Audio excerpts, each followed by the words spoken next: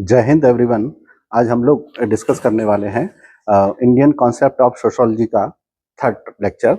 इसमें हम लोग फैमिली को डिस्कस कर रहे थे। जैसा आप लोगों ने शायद देखा हो कि जो लेक्चर 1 था उसमें मैंने फैमिली के बारे में बताया, बेसिक्स ऑफ फैमिली बताए, और जो दूसरा लेक्चर था उसमें मैंने बताया कि मेंस में कौन कौन से क्वेश्चन आएंगे फैमिली को लेकर के, और ये भी बताया कि फैमिली के टाइप्स कौन कौन से हो सकते हैं। आज हम उस सीरीज को कंटिन्यू करते हैं और देखते हैं फैमिली के। जैसा कि आप लोगों ने अभी तक के वीडियो में देखा होगा लेक्चर में कि मैंने फैमिली के टाइप्स बताए थे, और फैमिली के और भी टाइप्स मैंने बोला था बताने के लिए। तो हम लोग उसको कंटिन्यू करते हैं कि फैमिली में और कौन कौन से टाइप्स थे। तो आज का हमारा टॉपिक भी यही रहेगा। आज जब ये टॉपिक को कवर करेंगे वो यही होंगे, टाइप्स ऑफ फैमिली। पहला टॉपिक कवर करना है, और दूसरा टॉपिक आज कवर करना है फंक्शंस ऑफ फैमिली, फैमिली के कार्य, ये भी कवर करना है। And third one is changes in family in modern time या प्रेजेंट टाइम, मॉडर्न टाइम या फिर प्रेजेंट टाइम में इन 3 टॉपिक को हमें डिस्कस करना है। तो हम शुरुआत करते हैं टाइप्स ऑफ फैमिली, जिसका कुछ पार्ट हम लोग पहले भी कर चुके हैं। आज हम लोग उसको आगे कंटिन्यू करते हैं। तो जैसा कि मैंने आपको बताया कि फैमिली किस किस आधार पर बांटी गई है, तो सबसे पहले नंबर्स ऑफ फैमिली मेंबर हमने देखा, तो उसमें न्यूक्लियर फैमिली दिखाई दी, जॉइंट फैमिली दिखाई दी, एक्सटेंडेड फैमिली दिखाई दी, यानी नाभिकीय परिवार, संयुक्त परिवार और विस्तृत परिवार, ये हमको दिखाई दिए। इसके आधार पर हम लोगों ने उसको बांटा था फैमिली को on the basis of residence, निवास स्थान के आधार पर। तो उसमें हमने देखा कि पैट्रियल लोकल थी, मैट्रियल लोकल थी, बायो लोकल थी, ड्यू लोकल थी, न्यू लोकल थी। यानी विवाह के बाद कोई कहाँ रहेगा उस आधार पर परिवार का निर्माण होता है। या तो वो दूल्हे के पिता के साथ रहेंगे या दुल्हन की माता के यहाँ रहेंगे। तो इस तरह से परिवारों का निर्माण होता था। आज हम परिवारों की इसी प्रकार को और आगे देखते हैं। इसमें एक और बेसिक ऑफ फैमिली है जिसे हम लोग कहते हैं on the basis of succession, on the basis of succession. ये क्या है सक्सेशन? इसमें जनरली ये देखा जाता है, इसको हिंदी में कहेंगे उत्तराधिकार के आधार पर, कि परिवार में उत्तराधिकार के नियम किसके अनुसार चलेंगे, उससे परिवार का निर्माण होता है। और ये जनरली 2 ही फॉर्म में देखा जा सकता है उत्तराधिकार के आधार पर। पहला है जिसे कहते हैं पितृमार्गी, पितृमार्गी, और इसको कहेंगे patria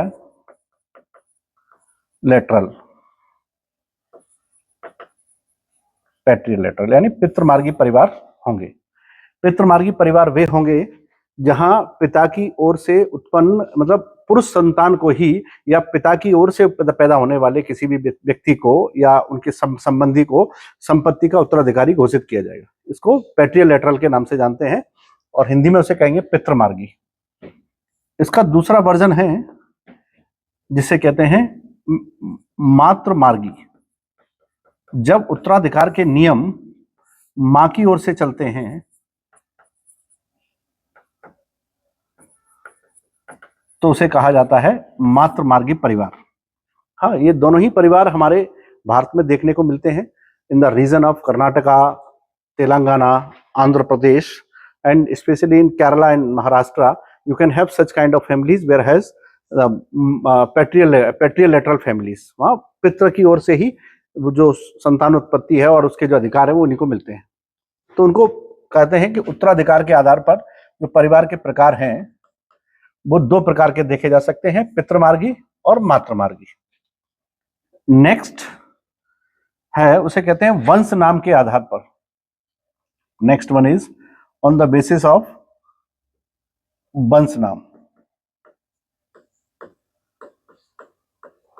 on the basis of lineage, on the basis of lineage, यानी वंश नाम के आधार पर परिवार। ये भी ठीक वैसा ही है जैसा कि मैंने अभी बताया। इसमें भी 2 प्रकार के परिवार तो प्राइमरली पाए ही जाते हैं। एक होता है पैट्रिलिनियस फैमिली, इसको वो परिवार होंगे जहां पिता का नाम, पिता का वंश ही आगे बढ़ाया जाता है। जैसे आपने देखा हस्बैंड वाइफ की शादी होती है तो हस्बैंड का सरनेम वाइफ के द्वारा अडॉप्ट किया जाता है और उसके सरनेम से ही बच्चों के सरनेम रखे जाते हैं। ठीक, तो ये हमारा है पैट्रिलिनियस टाइप ऑफ फैमिली, और बेसिकली नॉर्थ इंडियन क्षेत्र में और ज्यादातर साउथ इंडियन क्षेत्रों में भी यही परिवारों का स्वरूप ज्यादातर पाया जाता है। और ये इसलिए कहते हैं ना कि इंडियन सोसाइटी पे जो एलिगेशन भी लोग लगाते हैं कि ये एक तरह का मेल डोमिनेंट सोसाइटी को, स्ट्रक्चर को रिप्रेजेंट करता है, तो ये उसी के द्वारा बनाया गया स्ट्रक्चर है जो आज भी हमारे यहाँ देखने को मिलता है, और ये आर्यन सोसाइटी से, वैदिक एरा से ही चला आ रहा है। इसको हिंदी में कहेंगे पितृवंशीय परिवार, यहां पिता के वंश को आगे बढ़ाया जाता है। And the next one is, इसी का दूसरा वर्जन है, उसे कहेंगे मैट्रिलिनियस फैमिली, मातृवंशीय परिवार। अगर हम इतिहास को ठीक से खंगालने की कोशिश करेंगे तो वहां हमको एक डायनेस्टी मिलती है जिसका नाम है Satavahana dynasty. In that particular dynasty there was a famous king Gautamiputra Satakarni, and after him there was Yajnashri Satakarni, then चतुर्थ पुत्र Pulamavi, and there were so many other rulers which used their mother's name to represent their dynasties। वहां south India में, और इनका regions कहां था, south India के क्षेत्रों में था, तो वहां ये देखने को मिलता है कि इस परिवार के लोगों ने, इस वंश के लोगों ने अपने माँ के वंश का नाम, माँ का नाम यूज किया है, यानी माँ के वंश का नाम वो यूज करते थे, तो उन्हें मातृवंशीय परिवार कहते थे। इसीलिए शायद साउथ इंडिया में आज भी जौनसार, बाबर, नायर, टोडा, इन लोगों में आज भी मातृवंशीय परिवार पाए जाते हैं। वहां माँ का ही सरनेम आगे सक्सीड आगे किया जाता है, पिता के सरनेम को यूज नहीं किया जाता। तो दक्षिण भारत की संस्कृति मातृवंशी की ओर इंक्लाइंड है, यानी झुकी हुई है। ऐसे ही उत्तर भारत की वैदिक संस्कृति पितृ की ओर इंक्लाइंड है और उसकी ओर झुकी हुई है। तो मातृवंशीय परिवार किस किस में पाए जाते हैं, that can be the question for mains. ये मेंस के लिए हो सकता है। It belongs to 2 marks or 7 marks, whatever it may be. And there may also be a question that what are the types of families on the basis of lineage। lineage के आधार पर परिवारों के प्रकार क्या क्या हो सकते हैं, ये भी उसमें पूछा जा सकता है। कुछ और स्पेशल परिवार भी इसमें देखे जाते हैं, जैसे फॉर एग्जाम्पल कि कभी कभी ये देखा जाता है कि दोनों के सरनेम को यूज किया जाता है, दोनों के सरनेम को। कई बार जैसे साउथ इंडिया में आप केरला में जाएंगे, केरला में जो फेमस हमारी प्लेयर हैं जिनका नाम है पीटी उषा, पायोली एक्सप्रेस के नाम से उनको जानते हैं। उनके गांव का नाम पायोली है, इसलिए उनको पायोली एक्सप्रेस कहते हैं। जैसे शोएब अख्तर के एरिया का नाम रावलपिंडी से आते हैं, इसलिए उनको रावलपिंडी एक्सप्रेस कहते थे। तो जो पीटी उषा हैं, उनका अगर आप नाम पढ़ेंगे पूरा तो समझ में आएगा, उनके माँ का नाम, पिता का नाम, गाँव का नाम सब उनके साथ जुड़ा हुआ है। पीटी उषा, पिला विला कंडी तेके परम्पल उषा, तो वो सब उनके साथ जुड़ा रहता है। तो माँ के सरनेम को भी लेके चलते हैं, पिता के सरनेम को भी लेके चलते हैं। ऐसे ही साउथ इंडिया में हमारे बीबी गिरी साहब रहे, है ना, वराह वेंकटगिरी, बीवीएस लक्ष्मण, बेंगापुरपुर वेंकटपति लक्ष्मण। तो उनमें आप देखेंगे तो ये सारी चीजें हमको देखने को मिलती है, अच्छा आइडेंटिफिकेशन देखने को मिलेगा। तो कुछ ऐसी भी फैमिली साउथ इंडिया में एग्जिस्ट करती हैं जहां दोनों के ही सरनेम को यूज किया जाता है। अगर दोनों को यूज किया जाता है तो फिर वो बायो हो गया, उभयवाही हो गए, उभयवंशीय कहा जाता है उनको, कि वे दोनों ही वंशों का यूज करते हैं, उभयवंशीय परिवार। लेकिन बहुत रेयरली ऐसे परिवार देखने को मिलते हैं बायो लीनियस, है ना। कई लोगों के नाम देखे होंगे आपने, और कई महिलाओं के नाम देखे होंगे। आजकल जैसे जो मॉडर्न टाइम है उसमें आप देखेंगे कोई भी महिला अपने पति का नाम अडॉप्ट तो करती है, लेकिन अपना नाम, फादर का नाम ड्रॉप नहीं करती है ना, उसका फादर का नाम ड्रॉप नहीं करती है, ठीक है ना। जैसे बॉलीवुड में एक अदाकारा है करीना कपूर खान, तो उसमें कपूर भी आएगा और खान भी आएगा। वो उस फैमिली से भी चलती हैं, इस फैमिली से भी चलती हैं, ये उनका ऐसा मानना है। लेकिन साउथ इंडिया में इसके बहुत कॉन्क्रीट एविडेंस पाए जाते हैं और एग्जिस्ट भी करते हैं आज वो। Next one is family on the basis of marriage. हाँ, ये परिवार का एक अन्य प्रकार है, जिसे कहेंगे on the basis of marriage. Marriage उसको ऐसे समझिएगा कि जैसे मैंने आपको मैरिज के बारे में बताया था कि मैरिज के कौन कौन से टाइप हो सकते हैं। देखिए, मैरिज को बेसिकली दो बड़े पैरामीटर्स में डिवाइड किया गया है। एक है मोनोगैमियस, इसको कहते हैं हिंदी में एक विवाही परिवार। जब एक स्त्री एक पुरुष से विवाह करती है तो एक विवाही परिवारों का जन्म होता है। और दूसरा है पॉलीगैमियस फैमिली, जिसको कहेंगे बहुविवाही परिवार। बहुविवाही परिवार, इसमें एक से ज्यादा लोग, जीवन साथियों की संख्या एक से ज्यादा हो सकती है इसमें, इसलिए इनको पॉलीगैमियस फैमिली कहते हैं। अब जो पॉलीगैमियस फैमिली है उसको ध्यान से समझेंगे तो इसमें दो तरह की फैमिलीज हमको दिखाई देती हैं पॉलीगैमियस में। एक जिसको हम लोग कहेंगे पॉलीजीनियस, जिसको कहेंगे बहुपत्नी, ठीक। और एक है पॉलीएंड्रियस, जिसको कहेंगे बहुपति। तो बहुपति के भी परिवार हो सकते हैं। जब एक महिला एक से ज्यादा पुरुषों से विवाह करेगी तो जो परिवार का निर्माण होगा वो बहुपति कहलाएगा। और अगर वह एक पुरुष एक से ज्यादा स्त्रियों से विवाह करेगा तो वो बहुपत्नी कहलाएगा, पॉलीजीनियस कहलाएगा, ये पॉलीएंड्रियस कहलाएंगे। अब जो पॉलीएंड्रियस है बहुपति, इसको आप समझिएगा कि इसमें दो कैटेगरी हो सकती है। कौन कौन सी? या तो किसी स्त्री के सभी पति आपस में भाई होंगे जिनसे वो विवाह करेगी, या सभी पति भाई नहीं होंगे। ये दो ही कैटेगरी बनती है। लेकिन अगर उसके सभी पति आपस में भाई हैं तो उसे हम लोग कहते हैं अडेल्फिक पॉलीएंड्रियस मैरिज या फैमिली, अडेल्फिक पॉलीएंड्रियस फैमिली। और अगर नहीं है भाई तो उसको कहेंगे नॉन अडेल्फिक पॉलीएंड्रियस फैमिली। इसको कहते हैं भ्रातक बहुपति, और इसको कहा जाता है अभ्रातक बहुपति।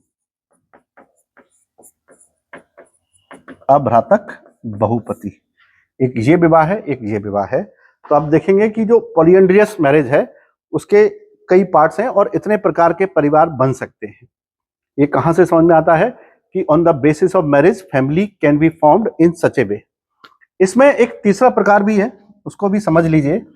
तीसरा प्रकार बहुत रेयरली देखा जाता है, जिसको कहते हैं पुनर्लुआन फैमिली। अब ये पुनर्लुआन फैमिली बनेगी तो पुनर्लुआन मैरिज से ही बनेगी, और पुनर्लुआन मैरिज का मतलब होता है समूह विवाह। समूह विवाह यानी एक group of girls is ready to marry with another group of boys. There the number of male and female can be unequal, it doesn't matter, they should be equal, है ना। तो वो दोनों अलग अलग भी हो सकते हैं, यानी एक ग्रुप दूसरे ग्रुप से विवाह करेगा, उसे हम लोग पुनर्लुआन मैरिज कहा जाता है, और इसे ही हम समूह विवाह के नाम से भी जानते हैं। Got it? तो ये विवाह के प्रकार हैं। और इन्हीं विवाह के प्रकारों से जो परिवार बनते हैं उनको हम लोग परिवारों के प्रकारों में पढ़ते हैं, टाइप्स ऑफ फैमिली में। नेक्स्ट वन देखते हैं, there are some other types of marriages, other type of family, other type of family. तो फैमिली के विवाह के कुछ अन्य प्रकार हैं, इसको भी समझ लेते हैं। इसमें नंबर 1 आता है जिसको कहते हैं फैमिली ऑफ ऑरिजिन, इसको कहेंगे प्रजनन मूलक परिवार। प्रजनन मूलक परिवार, इसका मतलब क्या है? इसका मतलब रहता है कि वह परिवार जिसे आपने जन्म दिया है, जिसे आपने जन्म दिया, फैमिली ऑफ ऑरिजिन जहां आपका जन्म हुआ है, जिसमें आपका जन्म हुआ है, वो है आपका प्रजनन मूलक परिवार या जन्म मूलक परिवार। इसको जन्म मूलक परिवार कहते हैं, प्रजनन मूलक नहीं। तो इसको चेंज कर लेते हैं। जन्ममूलक परिवार, जहां आपका जन्म हुआ, फैमिली बाय ओरिजिन। और इसमें आप अपने माता पिता के साथ रहते हैं लेकिन आप अविवाहित होते हैं, तो आप अपने जन्ममूलक परिवार में रह रहे हैं। इसके बाद आता है फैमिली ऑफ प्रोक्रिएशन, इसको कहते हैं प्रजनन मूलक परिवार। प्रजनन मूलक परिवार, और ये प्रजनन मूलक परिवार का मतलब ये होता है वह परिवार जिसको आपने जन्म दिया है। मैं थोड़ा सा एक्सप्लेन कर देता हूं। जिसे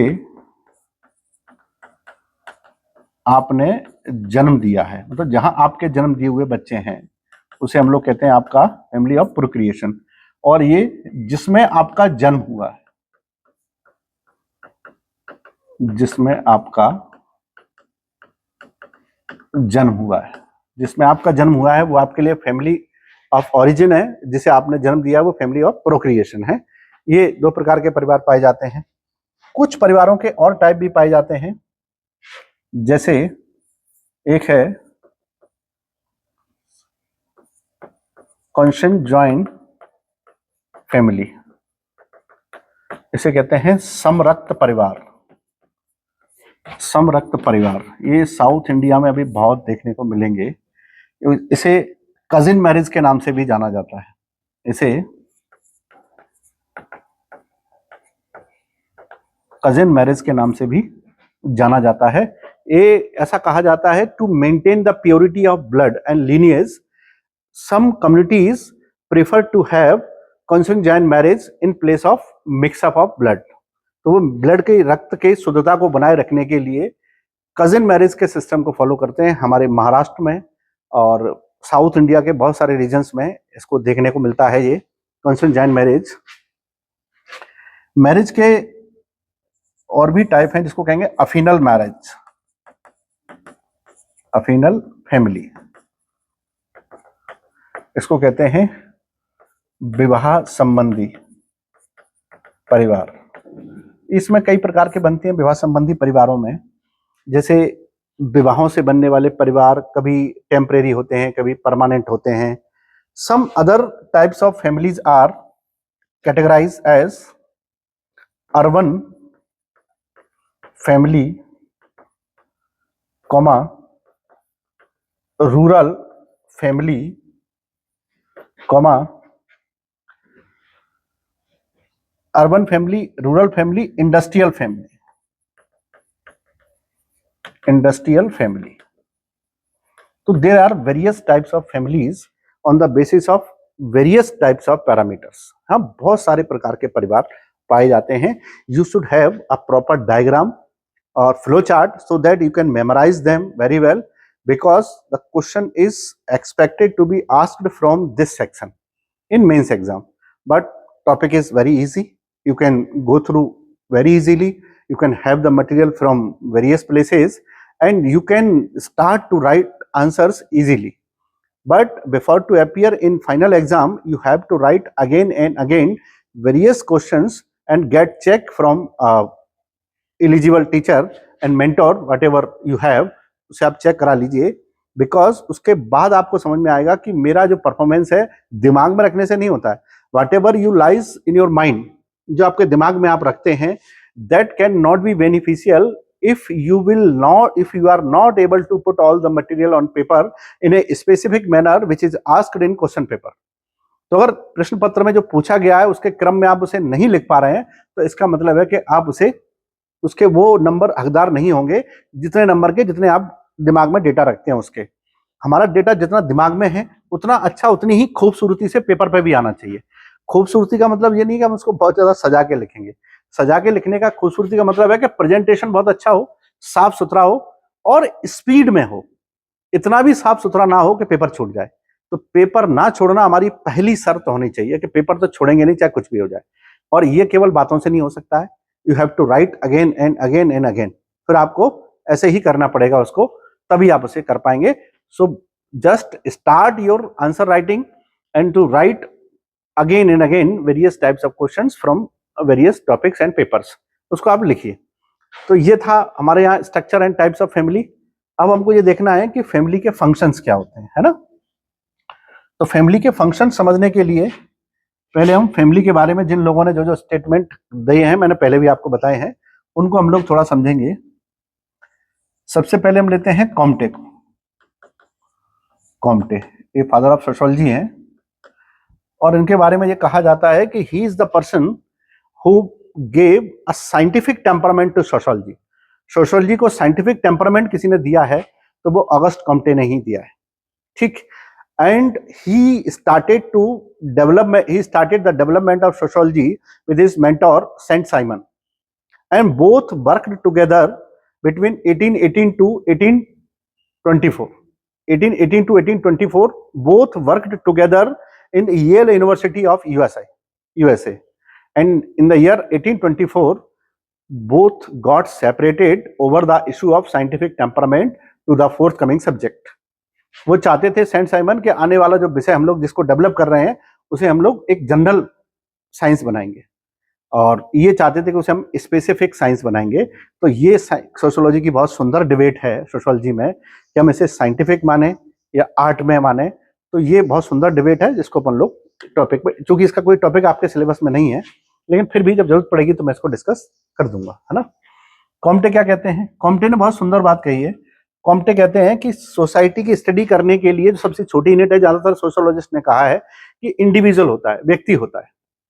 कॉम्टे ये कहते हैं कि not individual, the best unit to understand the sociology to be studied, that is the family. वो कहते हैं कि परिवार का अध्ययन करके ही समाज की वास्तविक चीजों को समझा जा सकता है। इसका मतलब वो ये कहते हैं कि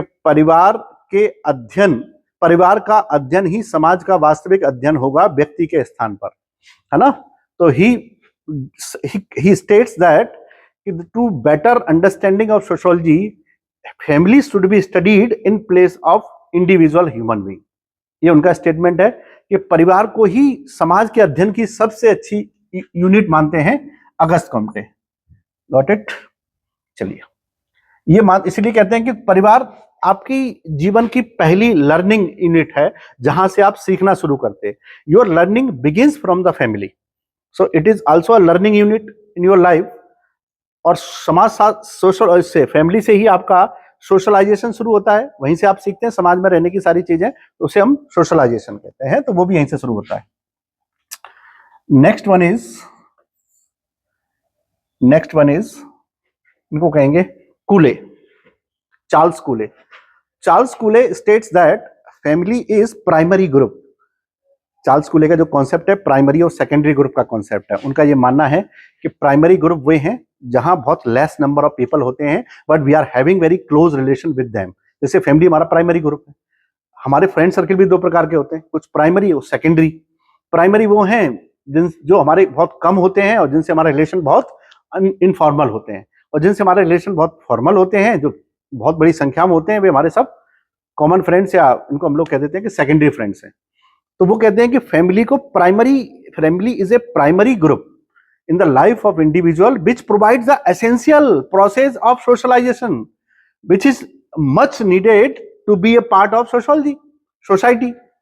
तो वो कहते हैं कि ये जो परिवार है ये वह प्राथमिक समूह है जो किसी व्यक्ति के समाजीकरण की उन आवश्यकताओं की पूर्ति करता है जो समाज के लिए उसे बहुत अत्यंत आवश्यक है। Whatever you needed to be a part of society, all things are being provided by the family essentially। Family आपको प्रोवाइड करती है in the form of primary group. Primary group के रूप में वो उसको प्राप्त करते हैं और प्राइमरी ग्रुप के नाम से उसको वो समझते हैं। तो ये उनका स्टेटमेंट हुआ, किसका? चार्ल्स कूले का। तो चार्ल्स कूले का स्टेटमेंट है, नोट कर लीजिएगा बेटा, ये स्टेटमेंट है ना, एग्जाम में पूछे जा सकते हैं। Next one statement about sociology is given by Davis से जब पूछा गया कि इसका फैमिली का काम क्या है, तो डेविस ने फैमिली के काम को एक्सप्लेन करते हुए ये कहा, डेविस, कि family has 4 different types of functions. First one is reproduction, very good. Next one is nursing of children, यानी बच्चों का भरण पोषण और लालन पालन, ये फैमिली का काम है। The next one is social stratification. Social stratification, इसको कह लेते हैं प्रजनन, इसको कहेंगे भरण पोषण, और इसको कहेंगे संस्तरण, सामाजिक संस्तरण, यानी परिवार के से ही हमारी समाज में स्थिति बनती है, एक स्ट्रेटिफिकेशन बनता है। और next one is most important, socialization. Socialization या समाजीकरण। क्या होता है समाजीकरण? इसकी डेफिनेशन भी आप थोड़ा सा नोट कर लीजिएगा, इसकी डेफिनेशन अक्सर पूछी जाती है कि सोशलाइजेशन क्या है और कैसे शुरू होता है। Socialization is a process which convert any living being or any animal into a social animal। एक ऐसी प्रक्रिया जो किसी भी प्राणी को सामाजिक प्राणी में तब्दील कर देती है, बदल देती है, उसे हम लोग समाजीकरण कहते हैं। अब यहाँ ये भी समझना जरूरी है कि समाजीकरण के लिए कौन कौन सी एजेंसी काम करती हैं। पहली एजेंसी ए, दूसरी बी एजेंसी। जो पहली एजेंसी उनको कहते हैं इनफॉर्मल एजेंसी, और दूसरी है फॉर्मल एजेंसी। हम समाज में दोनों ही चीजों से कुछ ना कुछ सीखते हैं। फॉर्मल एजेंसी हमारा स्कूल, गुरुकुल, कॉलेज, इंस्टीट्यूशंस, जो भी हमारे रजिस्टर्ड ऑर्गेनाइजेशन है वो सब फॉर्मल है, वहां से हम कुछ ना कुछ समाज के लिए सीखते हैं, तो हमारे फॉर्मल एजेंसी ऑफ सोशलाइजेशन है। इनफॉर्मल एजेंसी ऑफ सोशलाइजेशन है, ये बहुत इंटरेस्टिंग है। इसमें पहला है फैमिली, फैमिली हमारा सोशलाइजेशन करती है।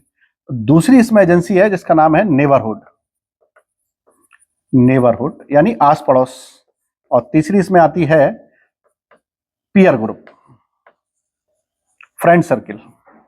ठीक, ये एजेंसी काम करती हैं। ठीक, अब जो एजेंसी काम करती हैं, प्राइमरी इनफॉर्मल एजेंसी हैं, अनौपचारिक संस्थाएं हैं जो हमको सोशलाइजेशन कराती हैं, उनमें भी सबसे इफेक्टिव है फैमिली। इनमें भी अगर मैं बात करूं best of these informal agencies, then family is going to be best of all. और अगर मैं फैमिली के अंदर भी जाऊं तो बहुत सारे पर्सन्स हैं हमारा सोशलाइजेशन करने के लिए, चाचा वाचा सब हमको कुछ ना कुछ सिखाते हैं, but mother is the person who plays prominent tremendous role in the socialization of human being।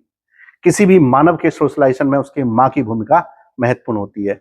ये माँ का ही समाजीकरण था कि शिवाजी में स्वराज देखने को मिला, है ना। ये माँ का ही समाजीकरण था, माँ का ही परवरिश थी कि शिवाजी में स्वराज देखने को मिला। ये जीजाबाई का स्वराज था। अकबर के धर्मनिरपेक्ष नीति में जोधाबाई का ही लालन पोषण देखने को मिला।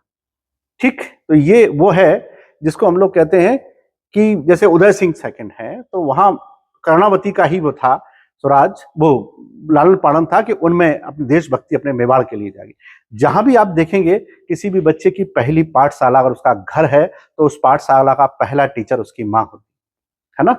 तो mother has, there is no word to explain the teachings and the importance and the beauty of mother's teachings and the way of mother's teaching। माँ अपने बच्चे को सिखाने के लिए क्या क्या नहीं करती है ना। तो heads off to all the mothers. मैं वैसे भी इस बारे में मैंने आपको बोला भी था, एक बुक है बहुत अच्छी जिसको लिखा है मैक्सिमम गोर्की ने, द मदर, वो हम सबको पढ़नी चाहिए, एक बार उसको जरूर पढ़ें आप लोग। तो ये था कॉम्टे के अनुसार, कूले के अनुसार और डेविस के अनुसार। अगर मैं बॉटोमोर की बात करूं, another sociologist, first second third, अगर मैं फोर्थ की बात करूं टीवी बॉटोमोर, टीवी बॉटोमोर, वो क्या कहते हैं? बॉटोमोर ये कहते हैं कि जो जो 4 फंक्शंस हैं 1 2 3 and 4 given by Davis, we have to include another one, fifth one, that is called economic satisfaction। Economic satisfaction अगर ये जोड़ दिया जाए परिवार के कामों में तो परिवार के वो 5 काम हो जाएंगे जो बॉटोमोर डिफाइन करते हैं। डेविस कहते हैं वो 4 ये हैं। प्राइमरी जो काम इन्होंने डिफाइन किए हैं कूले ने किए हैं, और कूले ने जो प्राइमरी काम डिफाइन किए हैं उनको भी मैं थोड़ा थोड़ा बता देता हूं। तो पहला है end of sexual desires, end of sexual desires. दूसरा reproduction, next one is making of social relations. तो यहां पर इन्होंने 3 बताए हैं, डेविस ने 4 बताए हैं, बोटोमोर ने 5 बताए हैं।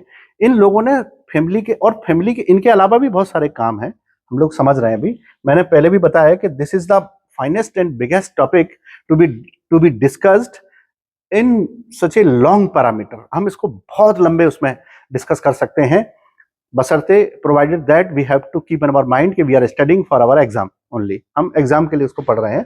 तो मैं बहुत कंट्रोल करके आपको बहुत थोड़ी थोड़ी चीजें बता पा रहा हूं, क्योंकि अगर हम इस फैमिली को पढ़ने के लिए बैठेंगे in a way that is being studied in a sociology, तो फिर ये बहुत बड़ा कॉन्सेप्ट है और बहुत मजा आता है उसको पढ़ने में। हाँ, इसके अलावा फैमिली में जो आपको याद रखना है, एक डेफिनेशन है, इसको लिखा है सिडनी ई गोल्डस्टोन। क्या कहते हैं ये कहते हैं family is a swim where future born या फ्यूचर वाज बॉर्न और future is seen, future can be seen, कुछ भी कह सकते हैं उसमें। वो कहते हैं कि परिवार वह झूला है जिस पर भविष्य का जन्म होता है। One of the finest definition of family by stating the importance of family. परिवार का महत्व समझाते हुए इससे कम शब्दों में क्या कहेंगे कि परिवार वह झूला है जहां पर भविष्य का जन्म होता है। तो family is a swim where the future takes its start, जहां पर भविष्य का जन्म होता है उसे ही हम लोग कहते हैं परिवार। ये बहुत फेमस डेफिनेशन है, सिडनी गोल्डस्टोन ने इसको दिया है, ये याद रखिएगा। ये इतने महत्वपूर्ण डेफिनेशन है कि जिसे एग्जाम में पूछा जा सकता है। सिडनी ई गोल्डस्टोन ने इसको दिया है। नेक्स्ट वन, एक और व्यक्ति हैं जिनका नाम है गोल्डवाइजर ने फैमिली का स्टेटमेंट देते हुए कहा है कि family is a centre, transmission centres of social civilisation और फैमिली सिविलाइजेशन। वो जो कहते हैं परिवार सभ्यता के हस्तांतरण का केंद्र बिंदु है, परिवार सभ्यता के हस्तांतरण का केंद्र बिंदु है। ये गोल्डवाइजर का स्टेटमेंट है, ये गोल्डवाइजर का स्टेटमेंट है कि वह सभ्यता के हस्तांतरण का केंद्र बिंदु है। ठीक है, तो ये भी आप समझ पाए, ये भी स्टेटमेंट है। Apart from these we have so many types of example to understand the functions of family and importance of family. जैसे कि मैं इसको एक परिवार के रूप में बताता हूं आपको, ये एक फैमिली है, ठीक, और ये लोगों की लाइफ है, तो life with family is discipline and life with family is indiscipline. कम शब्दों में ये भी कहा जा सकता है, ऐसा कहते हैं कि परिवार वह सेंटर पॉइंट तो है ही है जहां से हम सिविलाइजेशन के पॉइंट्स को, कल्चर के पॉइंट्स को एक जनरेशन से दूसरे जनरेशन में लेके जाते हैं। जैसे जब हम कल्चरल लैग पढ़ते हैं, सांस्कृतिक विलंबना, तो उसमें ये देखते हैं कि कल्चर एक जनरेशन से दूसरी जनरेशन में नहीं जाता है, स्वतः नहीं जाता है, ऑटोमेटिक नहीं जाता है। There is a agency which provides push to all the cultural activities from one generation to another generation, या which provides transmission, या which provides transfer of culture from one generation to another generation. That agency is called family. उसका नाम है family. हम family से ही cultural aspect को सीखते हैं, ठीक है। जबकि सिविलाइजेशन एक जनरेशन से दूसरी जनरेशन में सीधे चले जाते हैं, उसके लिए फैमिली की जरूरत नहीं पड़ती है।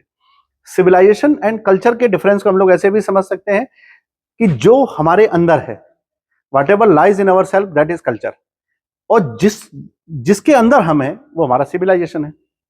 बिल्डिंग, मकान, रुपया, पैसा, what is tangible things we are having, that is civilization, and what is intangible things we are having in our mind, that is called culture.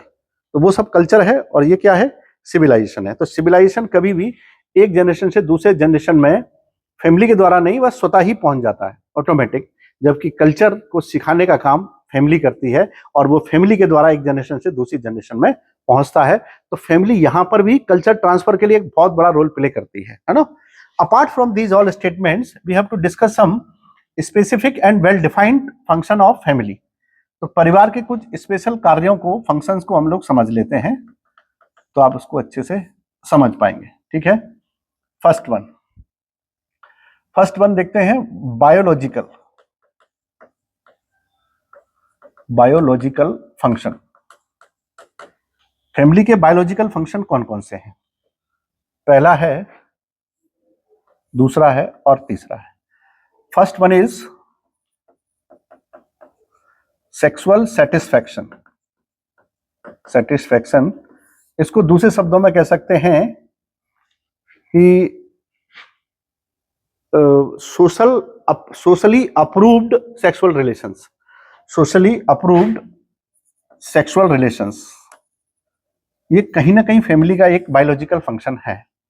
Next one is reproduction. भाई family नहीं होगी तो reproduction कैसे करेंगे? Reproduction नहीं करेंगे तो another function उसका जो है वो है perpetuation of duties, not duties, virtues. आपके गुण एक जनरेशन से दूसरे जनरेशन कैसे जाएंगे? एंड सोशली अगर हम बात करेंगे बायोलॉजिकली, तो इसमें बच्चों का भरण पोषण फिजिकली मानते हैं कुछ सोशोलॉजिस्ट, इसको फिजिकली मानते हैं, लेकिन नहीं, वो कहीं ना कहीं बायोलॉजिकली ऐसा माना जाता है। तो उसको ऐसे लिख लेते हैं, सक्सेशन ऑफ लीनियज। ये 4 काम ऐसे हैं जो बायोलॉजिकली फैमिली के द्वारा किए जाते हैं। लेकिन करंट सिनेरियो में आप देखेंगे तो फैमिली के बहुत सारे काम बदल गए हैं, है ना। जैसा मैंने कहा कि समय के साथ साथ चीजें बदलती हैं। आज हम फैमिली को केवल इसीलिए नहीं बनाते हैं कि हमें संतानोत्पत्ति करना है या फिर हमको कोई सेक्सुअल सेटिस्फैक्शन चाहिए, फिजिकल सेटिस्फैक्शन चाहिए। अब physical satisfaction is decreasing day by day, दो इट एग्जिस्ट स्टिल। दूसरा कि परपेचुएशन ऑफ वर्च्यूज अब धीरे धीरे करके खत्म हो गया है, क्योंकि अब जरूरी नहीं है कि आपके गुण ही जाएं। If you adopted your children, it means biologically your features are not travelling from one generation to another generation. तब ऐसा नहीं हो रहा है उसमें। ये हुए परिवार के कौन से काम? बायोलॉजिकल। अगर हम इसी फैमिली के इकोनॉमिक फंक्शंस को देखेंगे, तब हमें सबसे पहले देखेंगे economic satisfaction,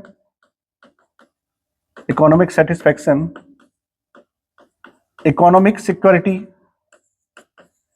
division of work का डिवीजन होगा, ठीक। दूसरा रूल्स ऑफ सक्सेशन के रूल्स बनाए जाएंगे। तो ये फैमिली पे मैटर करता है, जैसे मैंने कहा था मैट्रिलिनियल और पैट्रिलिनियल, तो ये सब इसी में देखे जाते हैं। और अगर हम फैमिली के दूसरे कामों को देखेंगे, बायोलॉजिकल को, सोशली और कल्चरली, तो इसमें हमको दिखाई देंगे कि फैमिली का काम ये भी होता है कि वह सोशल रेपुटेशन को बना के चले, तो maintain the social status and reputation amongst other societies, amongst so many other groups. तो ये सब आपको ही फैमिली का ही काम होता है। Next one, to provide the values, social values, ये बहुत जरूरी है। सोशल वैल्यूज आपको फैमिली ही सिखाती है। और ऐसे ही जिनके पास सोशल वैल्यूज कम होती है उनको हम अनसोशल कह देते हैं। इनके पास सोशल वैल्यू नहीं है, अनसोशल एलिमेंट हैं ये लोग। तो ये फैमिली का ही काम होता है। दूसरा कि आपके फैमिली ट्रेडिशन आपको कौन सिखाएगा? जो कहते हैं ना कि हमारे परिवार में ऐसी परंपरा है, तो आपके जो ये सारी चीजें सिखाने वाला कौन है? निसंदेह आपको परिवार के द्वारा ही सारी चीजें सिखाई जाएंगी। एंड दो सोशल वैल्यूज, कल्चरल वैल्यूज आपको फैमिली से ही मिलेंगी। And connection with your forefathers and ancestors, कहां से लिंक मिलेगा? फैमिली से ही मिलेगा। तो ये फैमिली का बहुत महत्वपूर्ण फंक्शन है। इसके बाद है अदर में देखेंगे to provide the religious values regarding your family group and the social group provided by the family, and so many other, just like to provide recreation, entertainment to your family members, providing social security and to maintain the social harmony amongst all the family members। ये सारे काम family के ही हैं। लेकिन वर्तमान में family के, जैसा कि मैं पहले भी बताया हूं, फैमिली के कामों में तेजी से परिवर्तन आया है। फैमिली के काम तेजी से बदल गए हैं। कैसे बदले हैं? जैसे अब फैमिली का काम मनोरंजन करना नहीं रह गया है। अब दादा दादी एक साथ नहीं रहते हैं, क्योंकि हम लोग न्यूक्लियर फैमिली में कन्वर्ट हो गए हैं धीरे धीरे, और इंडस्ट्रियल जो सोसाइटी आई है उसमें फैमिली के काम बहुत सारे बदल गए हैं। दूसरा कि अब मेल डोमिनेंट फैमिली नहीं होती है, इक्वल पावर की फैमिली होती है, जहां महिला और पुरुष दोनों ही मिलकर के डिसीजन लेते हैं। ठीक, तो फैमिली में क्या क्या चेंजेस आए ये हमको देखना है। ये तो हम लोग फंक्शन समझ रहे थे, तो वर्तमान में क्या क्या चेंज आए हैं उनको देखते हैं। Changes in family, changes in family, family में कौन कौन से चेंजेस आए हैं चलिए देखते हैं। पहला, साइज ऑफ फैमिली। ये तो आप बहुत अच्छे से समझा सकते हैं साइज ऑफ फैमिली को, जब एक्सप्लेन करना पड़ेगा तो, कि because of industrialisation joint family got changed into nuclear family, and this also resulted the upliftment of women rights in family. Family में महिला की स्थिति में सुधार हुआ है। ठीक, दूसरा, अब फैमिली में साइज छोटा हो गया है क्योंकि न्यूक्लियर फैमिली हो गई है। फैमिली प्लानिंग भी आती है, उससे कम बच्चे ही लोग करते हैं, क्योंकि बहुत सारे बच्चों को एक साथ बहुत अच्छी परवरिश देना इतना संभव नहीं हो पाता है मॉडर्न एरा में। तो next one is changing duties. ये किसी की भी हो सकती है, जैसे पुरुष महिला की ड्यूटी है तो सुबह उसको चाय बना करके सबको पिलाना, खाना बनाना। अब इसमें कॉम्प्रोमाइज हो गया है थोड़ा थोड़ा, या एक कलेक्टिव दोनों का एक वो बन गया है, वो इक्वलिटरियन स्टेज बन गया है, जिसमें जरूरी नहीं है कि महिला ही खाना बनाए, पुरुष भी बना सकता है, दोनों ही वर्किंग है। तो दोनों की ड्यूटीज सफल हो गई है, ड्यूटीज चेंज हो गई है। अब पहले परिवार के लोग बच्चों को एंटरटेनमेंट करके सिखाते थे, दादा दादी चूंकि साथ नहीं रहते हैं तो वो काम अब इंस्टीट्यूशंस के पास चला गया है, और मनोरंजन करने के लिए आप मोबाइल से कर सकते हैं, इंटरनेट से कर सकते हैं, या फिर किसी सिनेमा में जाके कर सकते हैं। अब ट्रेडिशनल चीजें खत्म हो गई हैं परिवार की। ठीक है, दूसरा, अब परिवार किस पर बेस्ड है? प्राइमरी एंड सेकेंडरी रिलेशन पर बेस्ड है, इससे ज्यादा नहीं है। इसको थोड़ा समझ लेते हैं, प्राइमरी और सेकेंडरी रिलेशन क्या है। देखिए, बहुत क्लियरली समझेंगे, बहुत आसान है। ये आप हैं, यू, ठीक, आपसे सबसे ज्यादा अच्छे से कनेक्टेड जो लोग हैं वो हैं आपके कौन से? प्राइमरी किनशिप, जो प्राइमरी नातेदार जिनको कहते हैं, वो प्राइमरी फैमिली में है। जैसे इसमें कौन कौन होंगे? तो इसमें हम लोग लिखते हैं फादर, मदर, ठीक है, एंड ब्रदर सिस्टर, सिबलिंग्स। ये आपके कौन है? प्राइमरी ग्रुप के हैं। प्राइमरी ग्रुप हमेशा ही अपना छोटा होगा, लेकिन जो हमारे प्राइमरी है उनका भी तो कोई ना कोई प्राइमरी होगा। तो उसको हम ऐसे देख सकते हैं कि जो दूसरा है वो हमारा सेकेंडरी ग्रुप है। इस सेकेंडरी में कौन है? तो आप देख लीजिए, आपकी माँ है तो आपके माँ के प्राइमरी कौन होंगी? मौसी उनकी प्राइमरी है, तो मौसी आपके लिए सेकेंडरी होंगी। ये माँ के प्राइमरी है, मासी माँ के प्राइमरी हैं, आपके लिए क्या हो गए? इनके लिए फर्स्ट और आपके लिए सेकंड हो गए। ऐसे ही फादर है, फादर का जो भाई होगा वो फादर के लिए प्राइमरी है, फर्स्ट है, लेकिन आप यहां से देखेंगे तो आपके लिए एक क्रॉस करना पड़ेगा, यानी आपके लिए सेकेंडरी है। तो जो हमारे प्राइमरी के प्राइमरी हैं वो हमारे सेकेंडरी हैं। ठीक है, इसी को मैं आगे बढ़ाऊंगा तो वो टर्सरी रिलेशन में भी आ जाएंगे। टर्सरी रिलेशन ऐसे बनता है, टर्सरी यानी कि तृतीयक संबंधी, तृतीयक नातेदार। इसमें दो फॉर्मूले हैं, या तो हमारे प्राइमरी का सेकेंडरी हो, या तो हमारे जो प्राइमरी है उनका सेकेंडरी कोई हो, या फिर हमारे सेकेंडरी का प्राइमरी हो। तो यहां पर आपके प्राइमरी कौन है? फादर। तो फादर का सेकेंडरी कौन हो सकता है? फादर का सेकेंडरी हो सकता है आपके मामा जी, है ना, जो फादर के सेकेंडरी हैं तो वो आपके मामा जी हैं। लेकिन चूंकि आपकी माँ के प्राइमरी है इसलिए वो आपके लिए भी वैसे के वैसे ही रहेंगे। लेकिन फादर, आपकी जो माँ है उनके सिस्टर के जो हस्बैंड होंगे वो आपके लिए क्या रहेंगे? मौसा जी, टर्सरी रहेंगे, है ना। आपको ऐसा लगेगा कि वो हमारे लिए टर्सरी है, टर्सरी ही है। जैसे आपकी पत्नी के भाई की पत्नी, आपके साले की पत्नी आपकी कौन होगी? टर्सरी होगी। आपके ससुर जी के भाई आपके कौन होंगे? टर्सरी होंगे, है ना। तो ये जो बहुत बड़ा साइज होता था ना किनशिप का, अब फैमिली में बचा नहीं है। अब बच्चे बाहर पढ़ते हैं, अक्सर बेंगलोर पढ़ रहे हैं या फिर ऑस्ट्रेलिया पढ़ रहे हैं या फिर बाहर पढ़ रहे हैं। जब वो फैमिली में आते हैं तो they are not having closeness with their siblings and with their close family member just like uncle aunt. तो वो चाचा चाची या फिर ताया ताई के साथ भी बहुत सहज फील नहीं करते हैं, क्योंकि उनका ज्यादातर समय जॉइंट फैमिली में गुजरा ही नहीं है, न्यूक्लियर फैमिली में गुजरा, तो उनको बताना पड़ता है। तो उनके बीच में अफेक्शन नहीं है जो होता है अक्सर फैमिली में, क्योंकि बचपन से उनके साथ नहीं रहे हैं। तो एक बड़ा चेंज हमको देखने को ये आया है कि प्राइमरी और सेकेंडरी तक सिमट गई है फैमिली, है ना।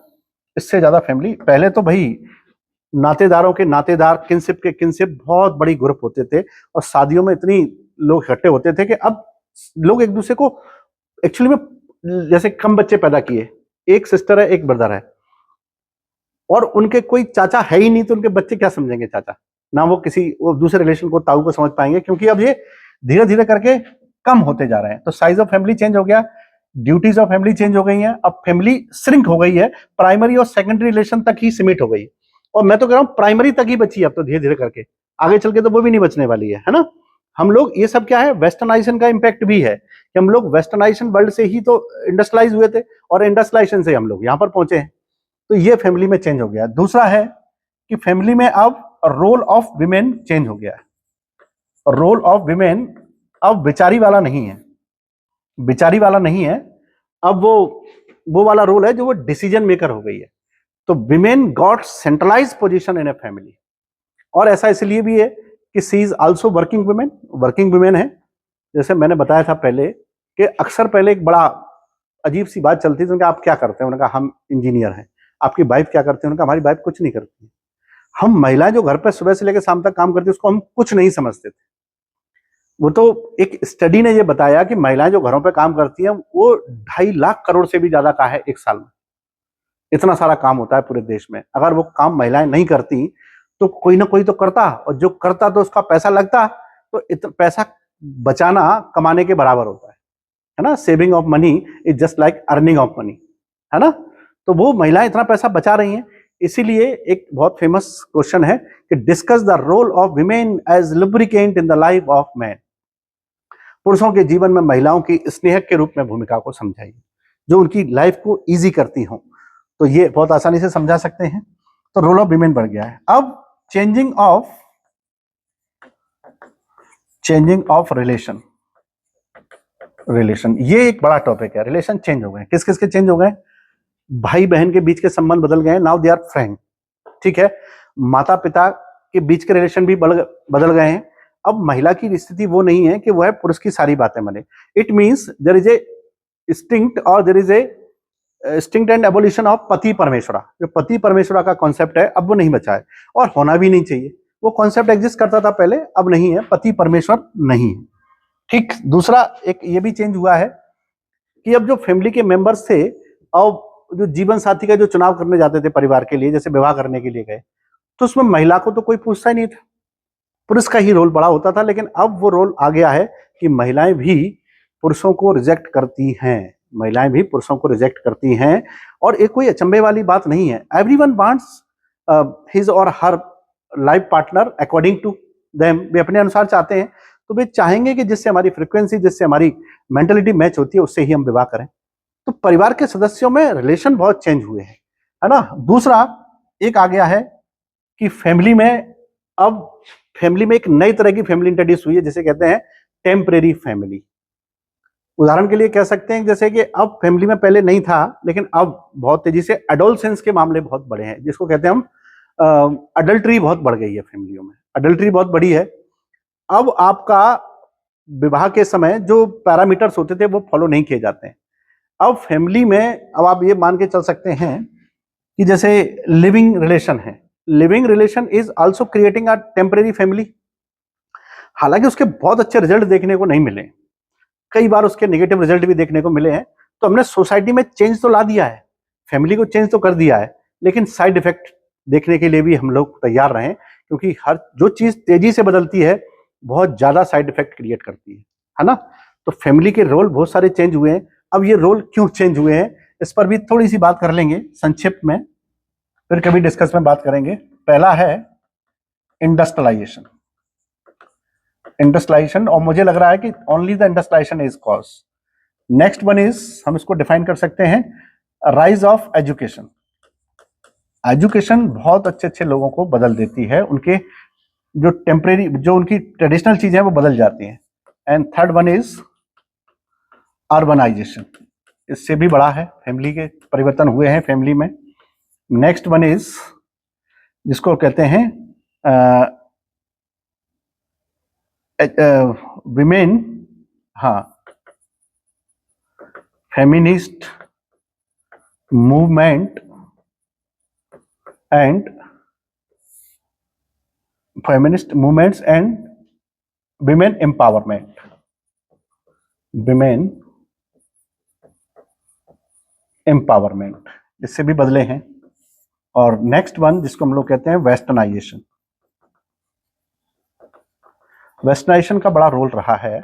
हम वेस्टर्न वर्ल्ड से, वेस्टर्न वर्ल्ड में महिलाओं की स्थिति इस ईस्टर्न वर्ल्ड से ज्यादा अच्छी थी, तो हमने उसको फॉलो करना शुरू कर दिया है। ये कॉन्सेप्ट है महिलाओं के, इससे हमारे परिवार में, इन सारी चीजों से परिवार में चेंजेस आए हैं। विमेन एजुकेशन उसमें कॉज है, विमेन राइट्स एम्पावरमेंट बड़े कॉजेज हैं, और धीरे धीरे करके जो इस देश की आधी आबादी काम नहीं करती थी अब वो भी काम करती है, तो इकोनॉमिक कंट्रीब्यूशन बहुत अच्छा है महिलाओं का। हम कभी फिर महिलाओं का जब भी लेक्चर आपको सुनाएंगे तो उसमें बताएंगे कि महिलाओं ने किस किस प्रकार से सोसाइटी को बदला है। अब सोसाइटी महिलाओं और पुरुषों की बराबरी के फेवर पे चलती है, लेकिन फिर भी कुछ ट्रेडिशनल और राशनल लोग अभी भी ये मान के चलते हैं कि नहीं, महिलाओं को आगे ना बढ़ने दिया जाए। इस शायद इसीलिए अगेंस्ट विमेन क्राइम की जो संख्या है वो बढ़ रही है अगेंस्ट विमेन, क्योंकि they are challenging the male dominant system को, वो चैलेंज कर रही हैं, तो लोगों को थोड़ा सा रिटेलिएशन हो रहा है, उसके खिलाफ काम करने की कोशिश करते हैं। तो now we came to know and about the topic of family. The most important question for your exams are discuss the changing pattern of family. Family में कौन कौन से बदलाव हुए हैं वर्तमान में, ये आपको बताने हैं। And what are the responsible causes for the changes in family. Family में परिवर्तन के लिए कौन कौन से सिद्धांत उत्तरदायी हैं, कौन कौन से कारण उत्तरदायी हैं, ये आपको बताना पड़ सकता है। दूसरा, परिवार की बदलती हुई भूमिका, चेंजिंग रोल ऑफ फैमिली। तो फैमिली की रोल अब पहले से बदल गया है, पहले परिवार के काम कुछ और थे, जैसा मैंने अभी बताया थोड़ी देर पहले, अब परिवार के काम कुछ और हो गए हैं। यहां से लेके क्वेश्चन आ सकता है। दूसरा, 7 मार्क्स के क्वेश्चन कहीं से भी आ सकते हैं कि what are the types of family on the basis of numbers, on the basis of residence, on the basis of lineage, on the basis of succession, on the basis of marriage. और 2 marks में question पूछा जा सकता है, what is punaluan family, what is affinal family, what is adelphic polyandrous family, what is non-adelphic polyandrous family, and what are the different types of family, and who gave the so many types of functions for family, definition of family. The easiest topic in sociology, but you have to keep in systematic manner on paper. You have to make some flow charts to memorize them very well, and simultaneously you have to make answer writing practice regularly. I will be here to discuss another topic for your mains exam. Till then, keep study. Have a good day.